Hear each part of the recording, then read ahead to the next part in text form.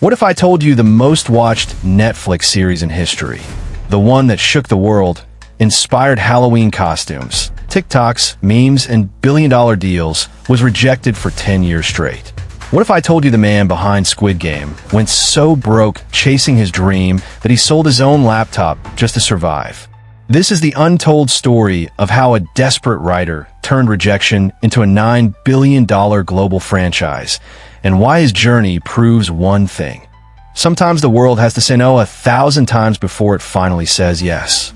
But before we dive in, make sure you hit that subscribe button and turn on notifications.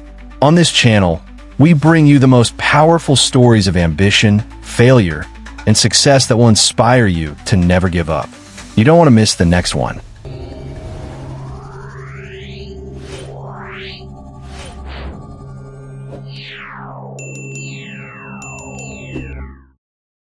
In 2008, South Korea was in crisis.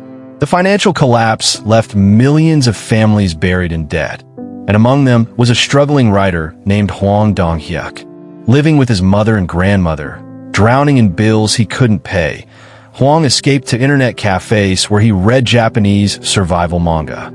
That's when a thought hit him like lightning. What if ordinary adults played children's games for unimaginable sums of money? But there was a twist. The games weren't harmless. They were deadly. This chilling idea would become the foundation of Squid Game. Fueled by desperation, he poured everything he had into writing the script in 2009. Every line carried the weight of his own struggles. Every scene reflected the despair he'd seen in the working-class neighborhoods of Seoul. Hwang believed he had something groundbreaking, but when he shopped the script around, studios laughed him out of the room. They said things like, "Too grotesque. Too weird. No one will watch this. It's unmarketable." For 10 years, door after door slammed in his face. At his lowest point, Hwang was completely broke. He sold his $675 laptop, the very tool he'd used to write the script, just to pay rent. Still, he refused to quit. Armed with printed copies, he carried the script from meeting to meeting, year after year, knowing deep down it wasn't time yet. But here's the twist. While Squid Game kept getting rejected, Hwang didn't stop creating. He directed 3 films that became local hits. Silenced, a haunting true story drama. Miss Granny, a comedy that grossed $59 million. The Fortress, a critically acclaimed historical drama. Every project made him sharper. Every rejection made the script stronger. Hwang wasn't failing. He was refining. Fast forward to 2018. The world of entertainment was changing. Netflix was on a mission to dominate Asia and was hunting for bold, edgy content. When Hwang showed them his decade-old script, something clicked. Where others saw too weird, Netflix saw opportunity. They didn't just say yes. They gave him full creative control. Hwang expanded his script from a film into a 9-episode series. He added layers to the characters, making each one a reflection of real human struggles. Debt, betrayal, inequality, desperation. But the journey was brutal. The production stress was so intense that Hwang lost 6 teeth while filming. Yet he pressed on, knowing this was his one shot. September 2021, Squid Game premiered on Netflix. And what happened next was nothing short of historic.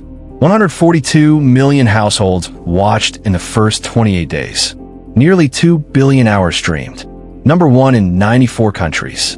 From a $21 million budget, Netflix earned nearly $900 million in value. It wasn't just a show, it was a cultural phenomenon. Halloween costumes sold out. Memes flooded TikTok and Instagram. People in New York, London, and Seoul were literally recreating Squid Game in the streets. Suddenly, the script that was called unmarketable became the most valuable piece of streaming content in history.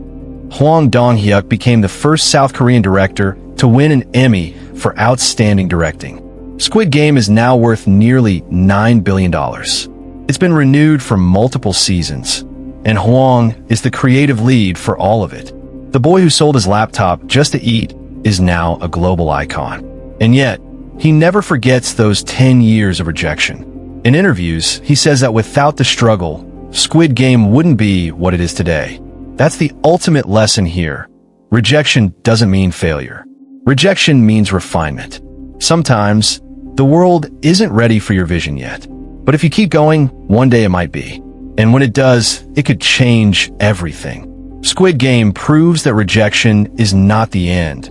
It's just the beginning of something bigger. So, if you're working on a dream that feels impossible right now, remember Hwang's story. And if you found this story inspiring, don't forget to like this video, subscribe to the channel, and share it with someone who needs a reminder to keep going. Until next time, keep chasing your dreams, because the world might just be waiting for you to change it.